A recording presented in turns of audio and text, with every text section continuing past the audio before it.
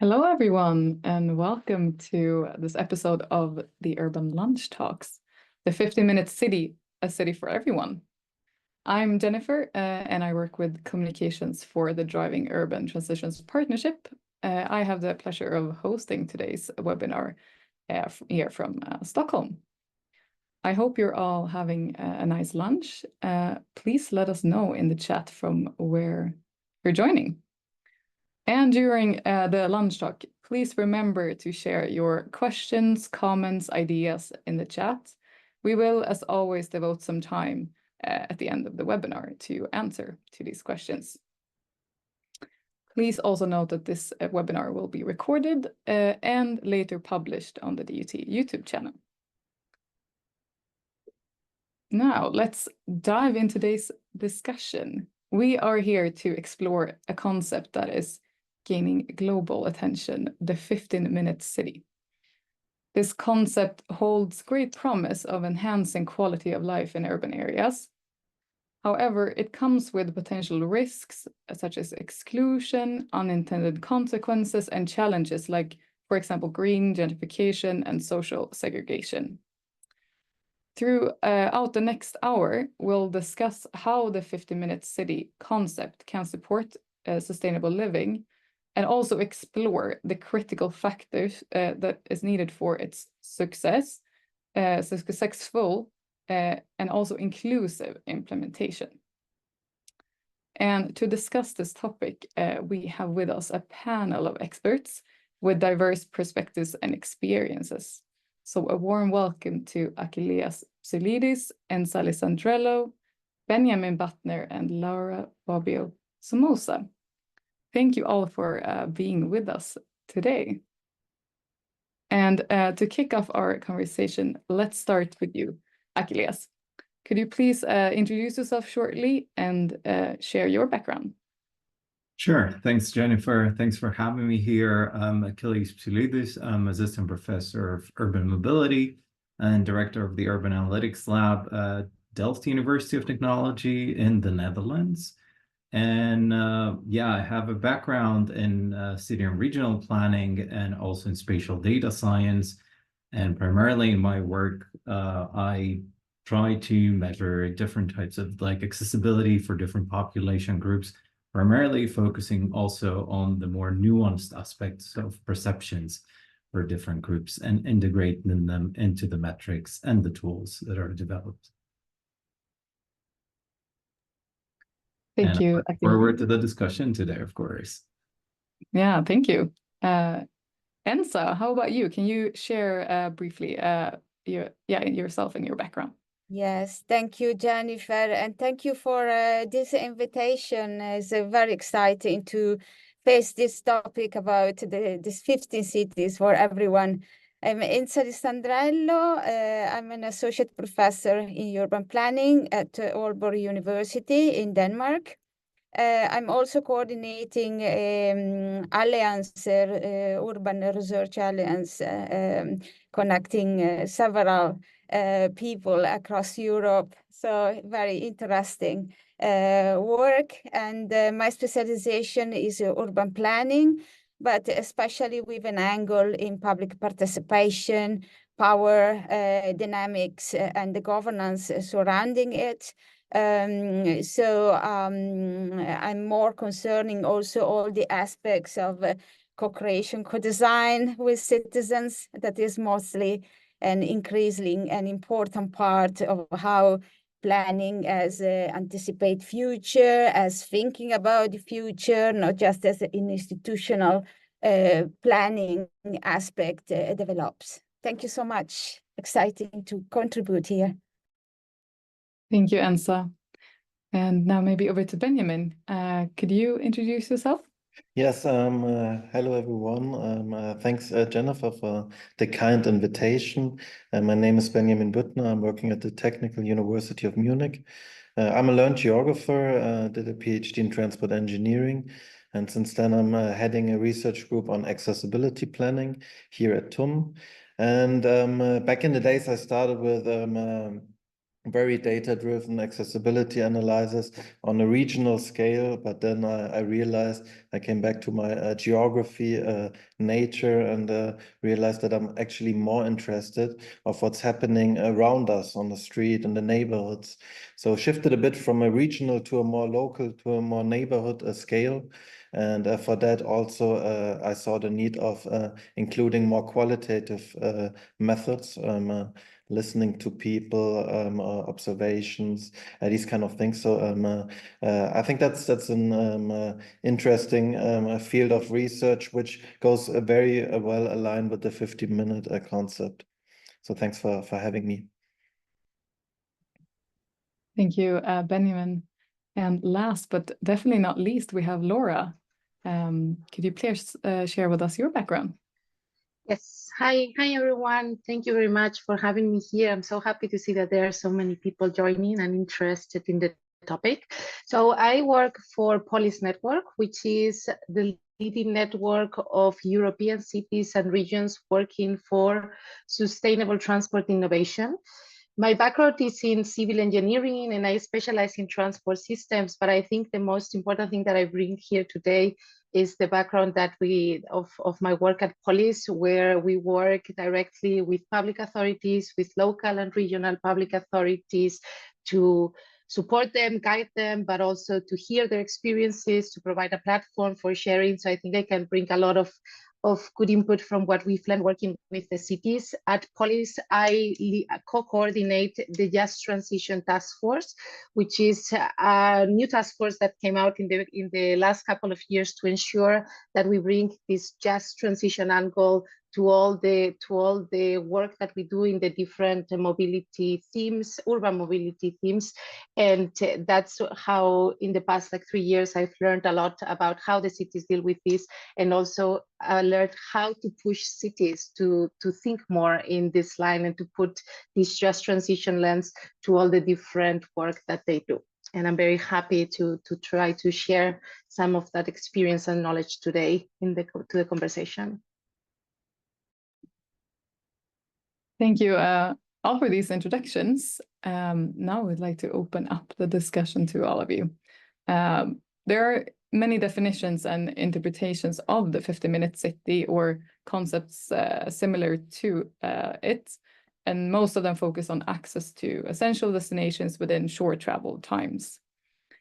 And I would like to start the conversation with discussing what we refer to when we talk about the 50-minute city. So according to you, what does the concept entail, and what aspects are important to take into consideration? Sure, I could start with this one. I think when we're talking about the 15-minute city, the two main pillars that we need to keep in mind are, first of all, the people that we want to address and whose access we're trying to measure to all these essential facilities and amenities. And the other big pillar are the places themselves. So like, which are those essential facilities? How do we categorize them? How do we organize them? How do we measure the access to those destinations? So I think these are the two main pillars, people and places. And when we talk about people, we need to think, okay, what are the different abilities? What are the different tolerances when it comes to the travel cost that is here quite directly in the concept itself? I mean, the concept puts a time period, a time frame immediately. It says like that these essential facilities should be reached within 15 minutes. Usually walking and cycling, the mode is somewhat more implicit there, but then like, who can walk like 15 minutes? Is it enough? Is it too much perhaps for some facilities? What does it mean like 15 minutes for a person that is mobility challenged? What does it mean for a young child? What does it mean for a more senior person? And is it the same, for example, for an average healthy individual? Or do we just put everyone into the same basket? I think that's from the people sides, like, so what are their abilities, their tolerances, their wants and needs? And from the places is like, do we consider all the places of equal importance? Do we even consider the different hierarchies of the places, like higher order, lower order places? Like, is it the same to have like a local dentist or with a large hospital unit, for example? Do we consider them both as like health units and they all fall under the same category? So I think that these are important aspects to consider when we deal with a 15-minute city concept, the model, and of course, any kind of pertaining interventions. I can follow up a bit on the Achilleas ideas, and especially when we talk about people, because one important aspect of the 15-minute city is the everyday life of people, because of course is very much about the accessibility and the proximity of certain services that serve really the everyday life of people, that are primary services, facilities that everyone needs. And maybe this also the 15 minutes metric refers to something that is easy for everyone to quantify. So the time dimension. So everyone uses also as this is of many aspects that concern the proximity and accessibility. I give the word to the others. Maybe I can add. I agree. Focusing on people, we should acknowledge that each of the persons maybe has different basic essentials. And this is something that we would like to find out a bit more in our proximity-centered accessibility global study, which we're leading together with Cecilia Silva from the University of Porto. And here we are setting up a fun experience, actually. We're using the flowers of proximity to see what people really want to have close by and what they might also be fine with having a bit further away. So I would not be eager of really staying at this hard threshold of 15 minutes. So I think we should be kind of flexible here. However, it's good to have something where you could measure something. Just one experience that I had recently 2 weeks ago when we had a DOT consortium meeting in Edinburgh with the Common Access project. We had city officials from Edinburgh, and they said actually the main goal for the 15-minute city for us is that everyone lives well locally. And living well locally, in my understanding, also means that we should focus much more on social interactions, on not just getting from A to B, but also spending time outside with all kinds of people, which also at the end will contribute to a more inclusive neighborhood. And I think benches play an important role, public spaces play an important role. So these spaces where people can meet without any pressure of consuming something, and where everyone meets on the same level, basically. I think that's something that we should stress more in the 15-minute city. This is included in the concept, also included what Carlos Moreno is suggesting, but sometimes it's a bit forgotten. So I would like to push that a bit more. And if I can then just come in, because I really agree with what Benjamin said about being a bit flexible. This is also what we have learned with many of our member cities that have already implemented, that the key on the concept is on access and on working access to healthcare, to job, entertainment, to different things, and making sure that this is true for everyone. And what we have learned is that it's not one size fits all. It's not 15 minutes. It's really not valuable for all cities, and an aspect that it's super important to consider are the local context. So more about implementing the principles to achieve that access, not necessarily lead by the branding of the 15-minute city. And this is what also we see in many European cities, that sometimes it's the 10-minute city, sometimes the 15, the 20. So really emphasizing on the principles and the benefits, and not necessarily on the branding on a specific timings that we have to do with that. Because I think that's also the good thing, that the concept brings that flexibility, that it's one of the biggest benefits of going forward with this concept.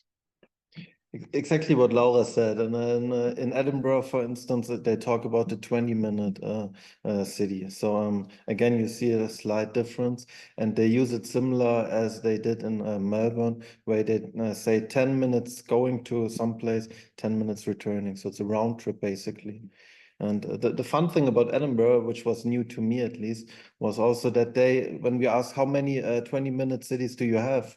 And they said every inhabitant of Edinburgh is defining their own 20-minute city. So it always starts at their home location. And so everyone has their individual 20-minute city, which I think is kind of fascinating, and also puts the people in the center, as Achilleas at the beginning also mentioned. I think that's a good approach. And I think if I can complement that as well, is that, for example, we might have, even within the same household, so for example, we have the parents and the kids, and then let's say their city, as you, Benjamin, mentioned, like for everyone, it could be like slightly different. We know that for the parents, we naturally expect that employment might not happen within that 15-minute. Maybe it's ideal to consider this, but we know currently how things are like evolving, and employment is one of the most inflexible functions within this kind of model. However, for young children, the 15-minute might be actually their world. All their activities could happen within that 15-minute walk from their home location, or measured from their school, for example, which are the two main activities that they perform. And this is something really to consider, which goes beyond also the residential oriented also calculation of this like 15-minute, but it's also more dynamically based on the different kinds of activities that we perform. So we spend a lot of time in our workplaces, or like children at schools, and so on and so forth. And yeah, that can lead to entirely different like conceptions of the model. Yeah, I think Jennifer maybe had some critical questions for us in relation to that, about the time, because of course this framework of the 15-minute city is a starting point, but of course needs to be contextualized. So we need to look at the context as well, because of course this local atmosphere, this working with like the village atmosphere, maybe also in big cities, can also have a lot of variance in terms of time, and time is not equal for everyone, because of course children have can do different things with the 15 minutes, but also people with disabilities, all people. For some people, 15 minutes is a lot of effort already to move along. Yeah, you're right there, Enza. It really depends also on the context. If we're talking about rural areas in comparison to metropolitan regions, that is a difference what you can go in 15 or 20 minutes, so to say. But yeah, we've now talked a little bit about what the concept entails and so forth. And in the beginning here, framing, we talked about that it might create conflict or controversies. We're not going to go there yet. I would like to start in the other end of things. Why is the 15-minute city concept important for driving urban transitions, and what are the desired benefits that the model brings?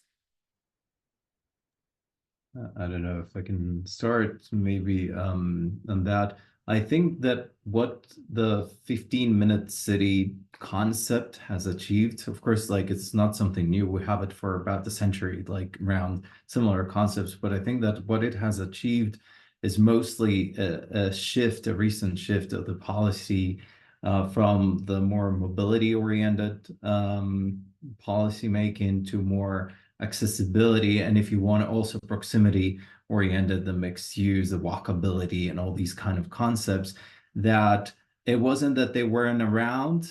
They were around for a long time, but they were primarily within our nice university ivory towers. So more, let's say, with the researchers, these things are popular for many, many decades, but somehow, because if you want terminology, jargon, things that intimidated the policymakers, it made it really difficult to create this kind of shift to more accessibility, given them like with more metrics and stuff like that. It was quite an intimidating thing. I think the fact that it has this very tangible, very easy to grasp goal, like, oh, we need to reach everything within 15 minutes, that's pretty much as straightforward, everybody understands it.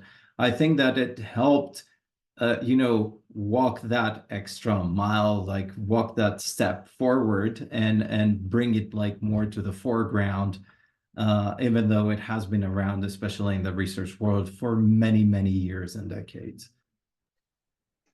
I mean, I agree with that, but I think that's something very important, that it's also why it's gaining traction right now. It's because cities have an imperative need to reclaim the cities from the chokehold that car dependency and sprawl has driven, and it allows them. It's one of the many measures. I mean, we have talked, I'm sure, and you have seen in these papers about the building blocks, the modules. So there are many things that entail like a 15-minute concept, but it allows cities to push back against the climate crisis, to improve air quality, to build a sense of community, and to allow for the city to become more sustainable, which are the top 3 challenges that cities are trying to fight right now. So it's very good timing in a way, but it also this more decentralized approach to the city, having like polycentric, several centers, several neighborhoods. It's became also super relevant during the pandemic, and it's really one of the important benefits that can bring is resilience, in the sense that it really allows to have these systems that are decentralized and that can withstand shocks and future problems that can come, because we know that long commutes and car dependency in situations like the pandemic are not the solution. So in a way, it's also about timing and the benefits that they can bring that are more relevant now than at other times, probably. Yeah, I also I agree with you, but I think that what is also the main contribution is also the fact that the sustainable transition is a very complex process. Involves the multi-level, ideas that all the our social economy, our spatial structures in cities and so on are aligning some way in different forms towards a more sustainable society. And this is completely complex. So we need also to have a kind of synthesis models as the 15-minute city to understand that maybe little and more niche related work can change something, can be visible, can have doesn't take a lot of time, effort, can also be done, and something that society actually needs also to materialize. This is, I think, is the most probably the successful of this model, because it's kind of accessible, not just because it's practical to do in some places, but it is also easy to understand what is the reach, how this could have an impact in terms of sustainability. We will see less car, we will see more green, we see how people interact more in cities. So we have these visible elements that maybe gives a sense about where we are going with sustainability.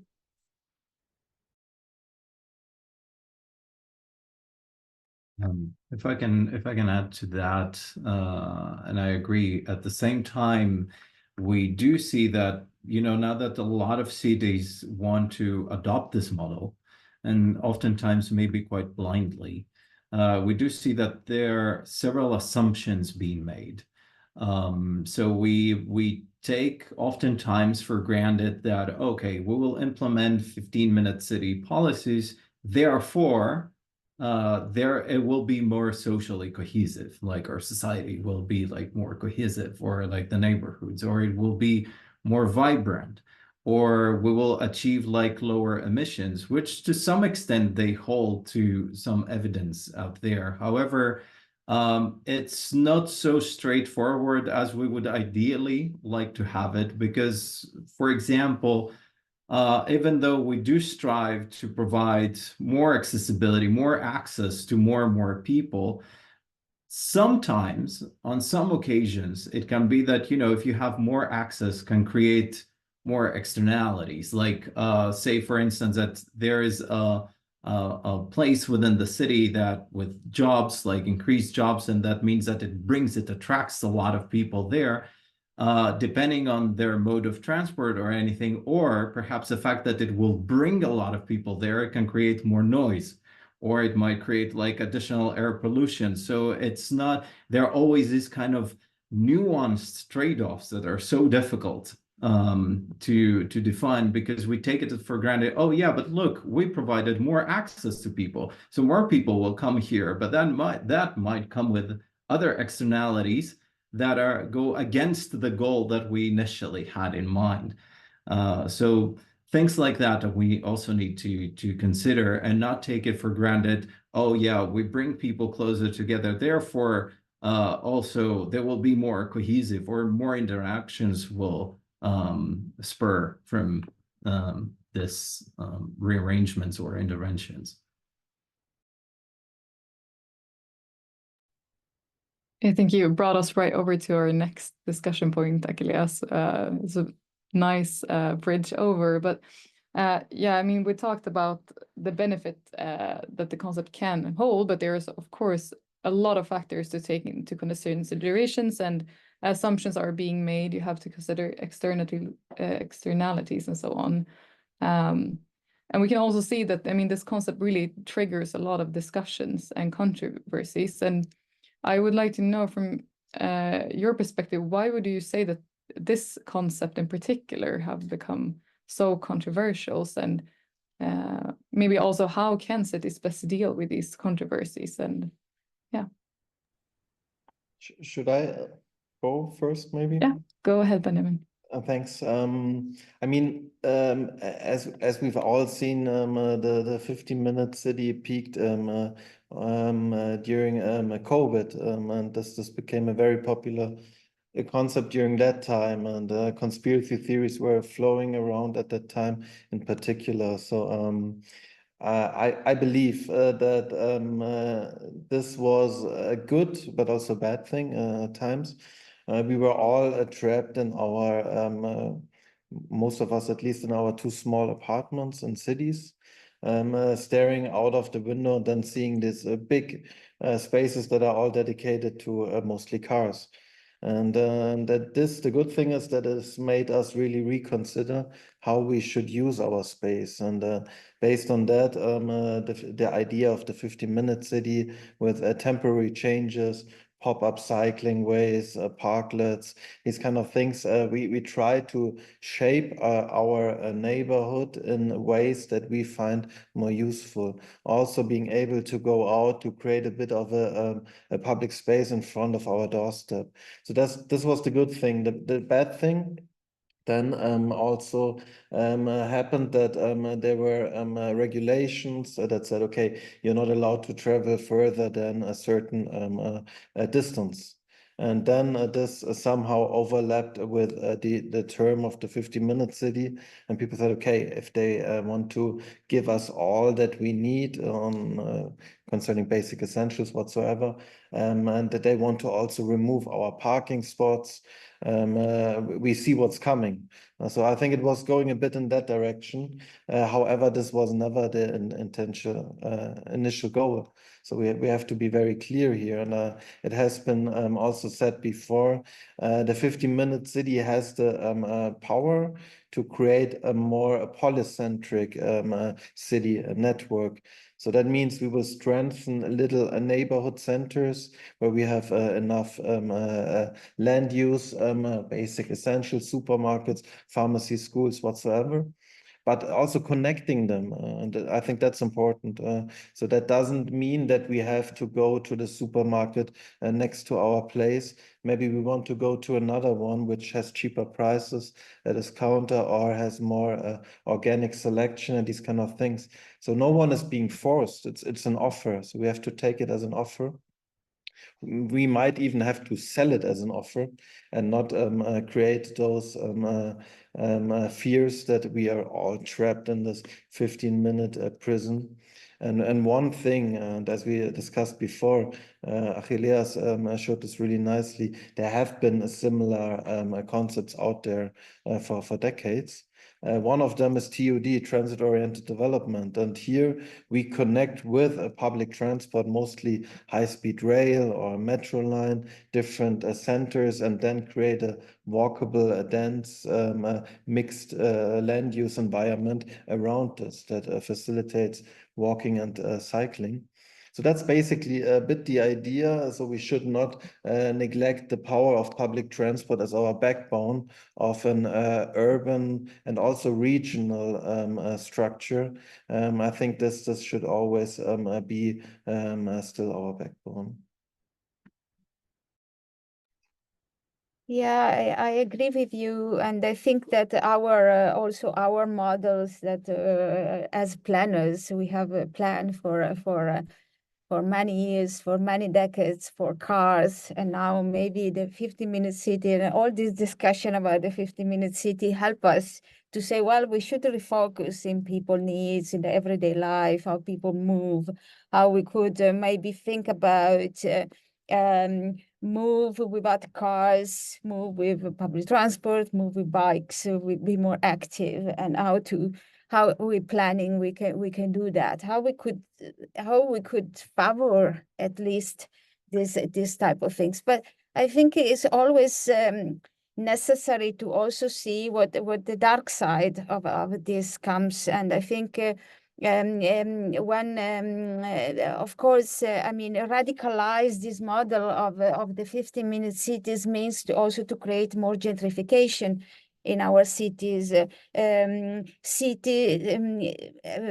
places that have maybe more services than others create kind of isolation as well. If we think about, implementing the 50 minutes in a strict way, maybe in the outskirts of cities or in a remote villages. So becomes very, very much about also the real estate issues in cities, how people can afford maybe to live in a complete nice village with all the type of services, with the green roads to go to school, with all these facilities that the 15 minutes implies. So I think a very interesting question that we have to keep always in mind is for whom we build these 15-minute cities and with whom. And I think this brings us an issue about which type of social justice we build up when we apply our model to context. Nora, did you have something you wanted to add on? I mean, yes or no, it was just like on how to deal with the controversies. Going back to something I said before, that I mean, what we've learned and what we hear from the cities is that maybe an approach they're taking is, as I said, leaving a bit of the branding behind. It has sadly been a bit tainted. It has been weaponized by conspiracy theories, and it has led to massive public demonstrations in some cities. So some are getting a bit scared. In the end, cities so depend, like the local governments are due to their citizens that vote for them and that keep them in place. So they are maybe focusing the approach is maybe to focus more on the principles, avoid selling an utopia with the 15-minute tickets, and really discuss the benefits, the challenges, the trade-offs, but in a very transparent way. And I think that another thing is that the freedom of movement conversation, probably cities won't be able to avoid it. I think at some point we will have to talk about this. I mean, people are very attached to their cars for different reasons. I think different lack of understanding sometimes, but it is a reality. So we need to focus on how do we shift, how do we provide a mental shift. I do think that selling the community living is a big part. I get the impression, I'm online a lot, and I see a lot of discourse going on how people yearn for like this third place, like community, yearn to be able to like not be so individualized and so like put in a box, sometimes mentally, sometimes not. But I think that should be really the angle, that we shouldn't be so scared of the freedom of movement conversation, and try to see how can we approach it and how can we shift here away from the conspiracy theories and all the fears that we know that leaving the car dependency puts in the front. I think I like also the trade-offs that Laura mentioned, because in my view, the time aspect, like the 15 in this case, the 15-minute, is at the same time its strength and its weakness, depending on how it's communicated. So it can be the strength for the reasons that we have discussed before about the access, like mixing the land uses and so on and so forth. At the same time, it can give the wrong impression that should be like a goal or should be like a kind of boundary that you reach. Whereas I think for wider audiences, it makes much more sense to indeed discuss and communicate what are the expected benefits if we follow such a model, like compare to if we follow a current reality, for example, we extrapolate it into the future. So we need to see like what would be like the difference by comparing different kind of situations, rather than focusing, and it has been mentioned a lot, on the time aspect, the 15, the 20, the 10, whatever that is. And I think on time aspect, we did have a question earlier also, because time can also not only be it can be perceived and actual, and the same with distance. So how can we best deal with the difference between physical and psychological distance? Maybe somebody would like to develop on this question. Well, because I've worked a lot on both of those aspects. I mean, primarily in the planning domain or in transport, mobility in general, like we tend also for our sanity, if you want, but also for simplification of our mathematical models, to focus more on, you know, the physical distance and more objective factors, how to get you from A to B or along a path like a network, but then more the objective aspects. However, we know that, you know, besides the more objective accessibility that we can calculate on that, there is a huge thing of perceived accessibility, which is also a very personal aspect. So even in, let's say, in research terms, the difficulty or the clash between those more objective features as opposed to the more conceptual perceived features is that there is a little bit of a difficulty balancing, you know, a general kind of understanding with the more individual characteristics and features. And there's always like this clash, even when we're trying to operationalize those things. So indeed, there is a difference. So for example, are you in a generally flat city? I'm here in the Netherlands, everything is flat. It's entirely different if you have like to cross from one place to the other and you have to go up the hill. So that's already something that, it's a different type of travel cost, as we used to say it in the entire transport and mobility domain. So other aspects can be like, what are you exposed to along those routes? Like, how do you move? Do you even, do you have sitting possibilities? Are you exposed to other environmental issues? Like, do you feel that there is a lot of noise moving from one place to the other? So there's such a multiplicity that is also the reason that complicates it. But then if we want to get a little bit of a rough understanding, we always try to have to make some kind of trade-offs between like what it is for each and every single individual, because it's difficult to plan for that. We don't also know what it would be the individuals dwelling somewhere in 5 years from now.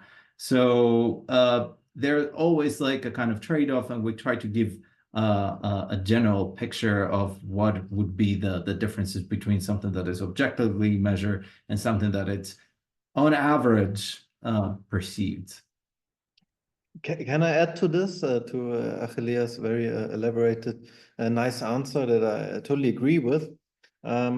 Just one thing that I believe is important here is listening to people, maybe also accompanying them while going through the city to get a deeper understanding what they might feel comfortable, what they might even feel a dangerous situation. This can be caused by traffic. This can also be caused by an urban environment that feels scary somehow. So at the end, we have to add here qualitative methods and get in touch with people and understand about their actual barriers. And we used to neglect that, unfortunately, also in academia. So we looked at our GIS accessibility models where we could easily calculate how many supermarkets are within 15 minutes. And is this accessible by walking and cycling? Yes, yes. So everything looks green, everything looks good. But then if you zoom in and see, actually, people would not go that route.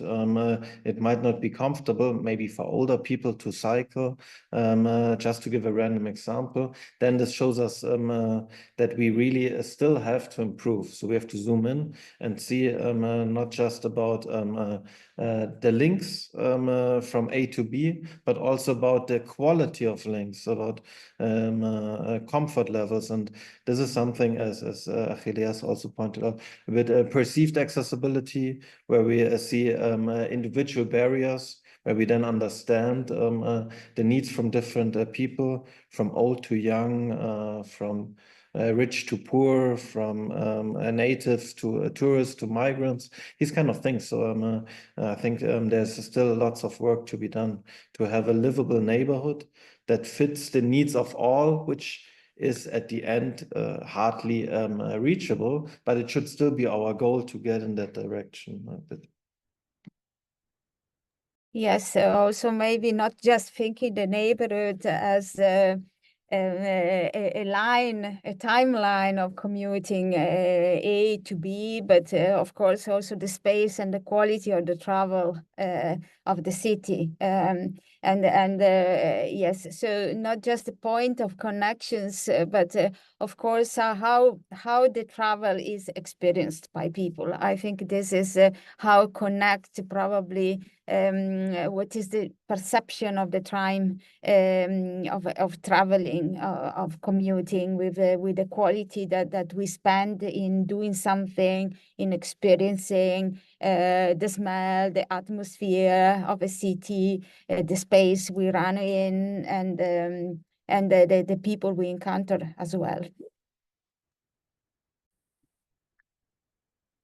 Thank you. It's very interesting points. We have questions coming in, and maybe I can actually group two of them into one.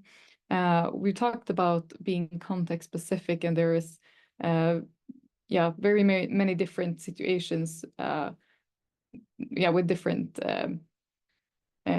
prerequisites and so forth. And somebody here is wondering what modifications and implications that should be considered for urban outskirts specifically and suburban areas. And then another aspect, we had a question here, what about very cold climates and hot climates? So we have different types of areas, but also climate-wise. Could you maybe expand on these questions? Is this something that you have seen in your research or studied? For example, I'm thinking of the mapping that we did in DUT, for example, looking at a lot of different cities across the globe. And Benjamin, you were a part of that mapping team. Is this something that you have seen there? Yeah, we've seen that the different cities across the globe take the concept and then adapt it or need to adapt it to their local specifics, so the local context basically, which also was mentioned before about the change of names of thresholds. But it's true, the climate plays a very important role. And you can also see what they're trying to achieve in Dubai, where we have very hot climates, where you mostly walk in AC cooled down malls and these kind of things. But they now also try to create a bit of a path outside where people can still walk and cycle. So what we then try to do in a more European context is focusing more on green and blue infrastructure, so that we create those natural airflow where people feel comfortable walking and cycling. So that means also that we need to stop of putting lots of cement around us, making our cities more gray. We have to again greenify them in order to create the right environment for active modes at the end of the day. That's one aspect that could create a more livable, more walkable and cyclable city. However, this is getting more and more severe, as we can see from all over the world, actually. So the cities have to cope with that, have to find strategies. Other strategies are drinking fountains that need to be provided if it's getting too hot out there. But at the end, the citizens have to be listened to, and sometimes there are areas that are not really accessible by cycling if it's too mountainous, if it's too hot. And some solutions, also technical solutions, can come into play, like pedelecs, e-bikes, and these kind of things. And it helps sometimes to also provide, from the city perspective, sharing options that people can try. So it might be something completely new to them, where they say, okay, maybe that's not in my mobility culture and my DNA. I hardly cycled, and then you have to give people the chance to try something, maybe even teach them to cycling class and these kind of things.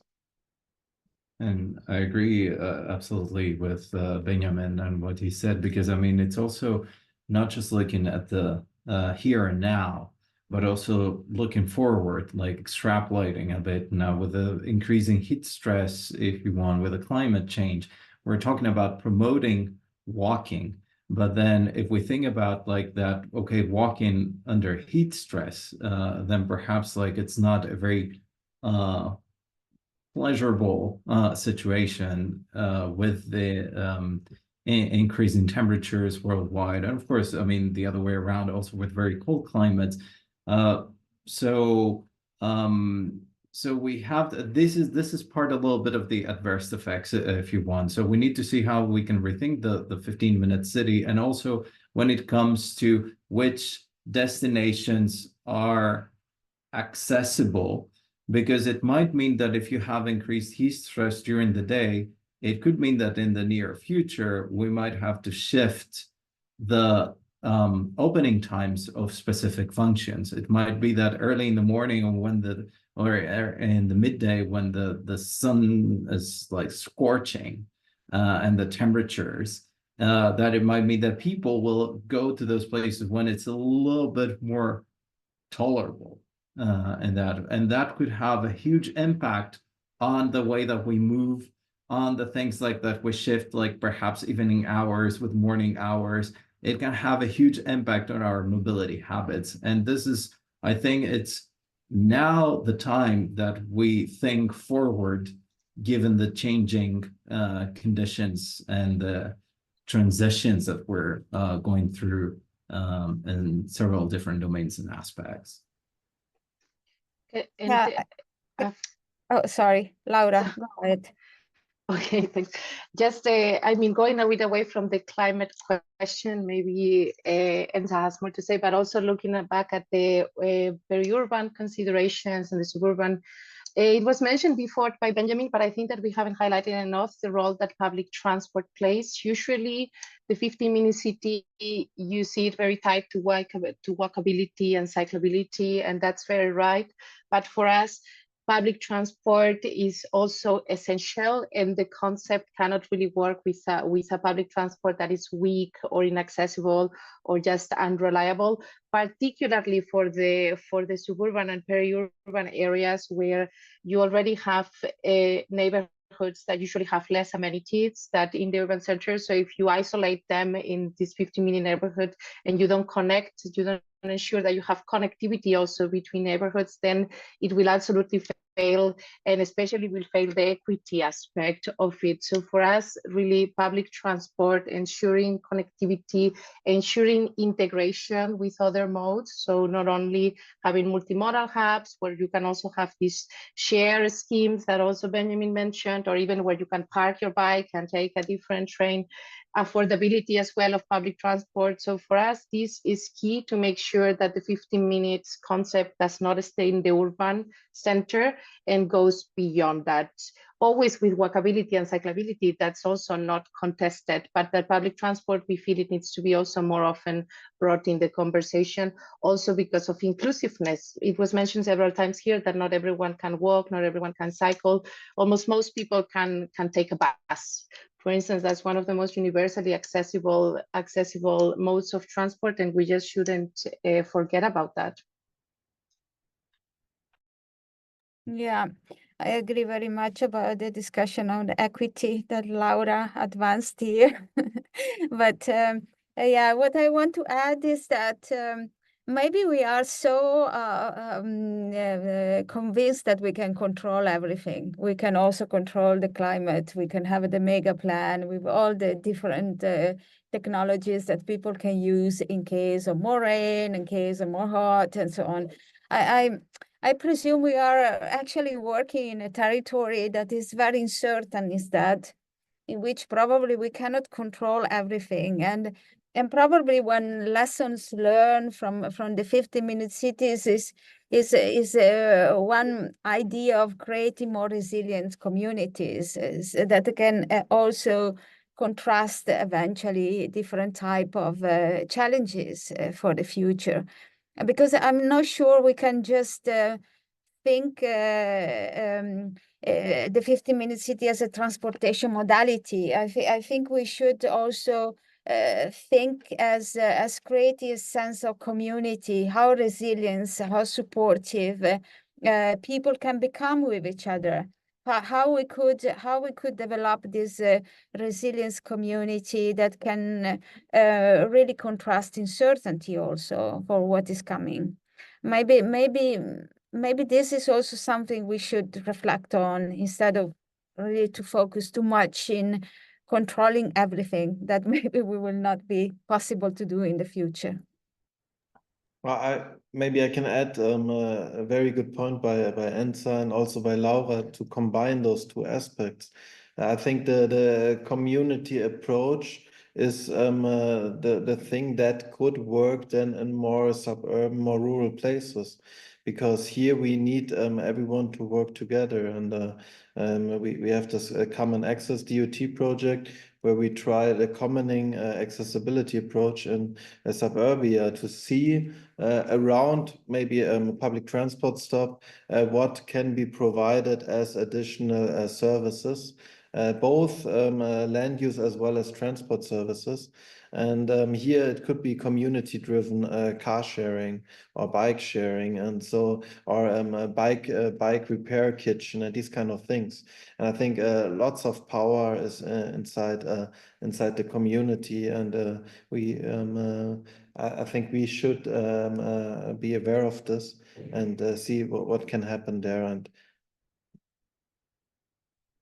no, thank you. Those are some really interesting points. And unfortunately, we don't have time to answer all the questions, but we did get one here from Christina from Malmö University about how to think about the relation between planners and inhabitants, and if the 50-minute city is a backlash from the late years of participatory planning practices towards an expert society where inhabitants are not included, which, yeah, is a statement, but I would just like to comment on this. We will have an upcoming Urban Lunch Talk on the 50-minute city in this series, where we will specifically talk about this relationship between planners and inhabitants, and yeah, the importance of voicing different types of people in the planning process. So maybe we can continue and answer that question then. But now, before we end, to wrap this up, we have a moment in the Urban Lunch Talk with a do and a don't. So I would like to turn to you all and ask you a do and a don't, a recommendation for ensuring that the 50-minute city concept supports a fair and equitable urban mobility transition. So what is your do and a don't for this? Who wants to start sharing their do and a don't? I could start with one. So I think that as we now see, and I said it before, that a lot more cities join the ride and they want to employ this model.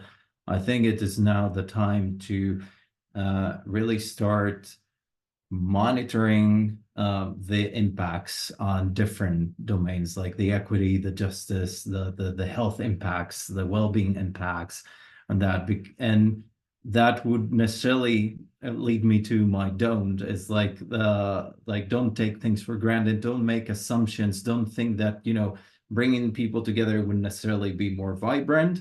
It can also be that it's like even more segregated. So that's why we really need to monitor the impact of those interventions in different contexts and create some kind of global effort to share those lessons learned for the future. And then we can have some evidence base, if you want, for the future interventions along those lines.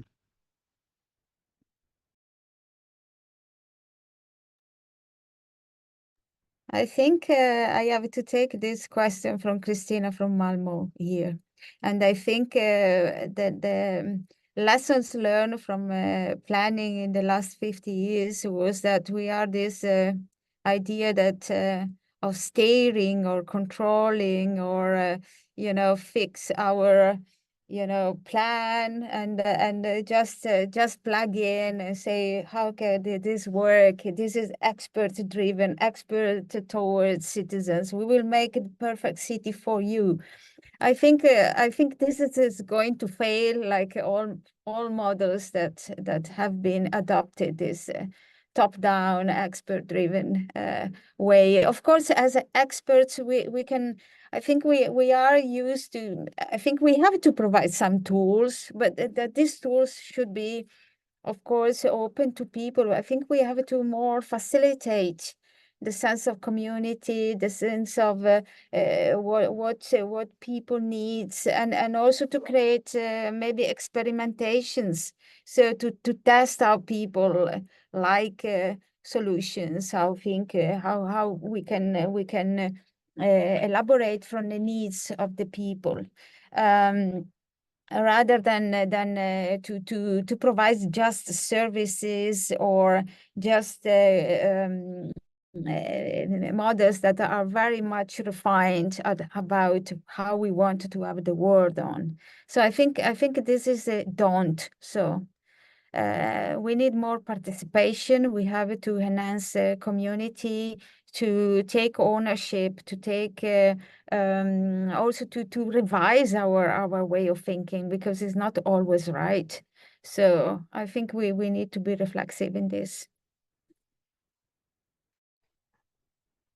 I can go. So for me, a very direct do. I think that also always focus on the perspective of who am I telling this to, and it's usually to cities and public authorities looking to implement this. So the do for me is to use this concept to address historical inequalities, to not focus only on high density privilege, and to put equity at the center, so that every decision asks, how does this benefit low income and marginalized communities? And if there's not an answer, then rethink the approach. And then my don't is building up on what I just said before. Don't rely solely on proximity of active modes, ignoring broader mobility. So it's important that we look at longer range public transport in less densely populated areas and suburban areas, and that we don't leave this behind, because even what happens outside of the city affects the city and the urban centers. So it's important that we don't forget about it. I can be very brief and simple because we're already at 1. My do is listen to the needs of citizens, be approachable, don't be in the ivory tower. And the don't is tell them not what to do. So give them the power to shape also their neighborhood, and listen to the needs, and do this do this together at the end of the day. Thank you. Those are some good recommendations of what to do and not to do. Yeah, we already hit 1. So I would like to thank all of you for your time and participation today, and a special thanks to our guest speakers. It has been super interesting to discuss this topic with you. As mentioned earlier, you will find the recording of this webinar on our DUT YouTube channel, but we will also send this out to you. And I also mentioned earlier that we will have another 50-minute city urban lunch talk coming up, and also one more further in the fall. The first one being in October, the end of October. So keep an eye on our channels. You can sign up to our newsletter to receive further information on this. We will provide more info shortly. But I can also recommend our next urban lunch talk on how local initiatives are driving transformation in cities. This is scheduled for 8th of October, and you can also find the registration link to that in the chat. But again, thank you all for today, and I hope to see you soon in an upcoming Urban Lunch Talk.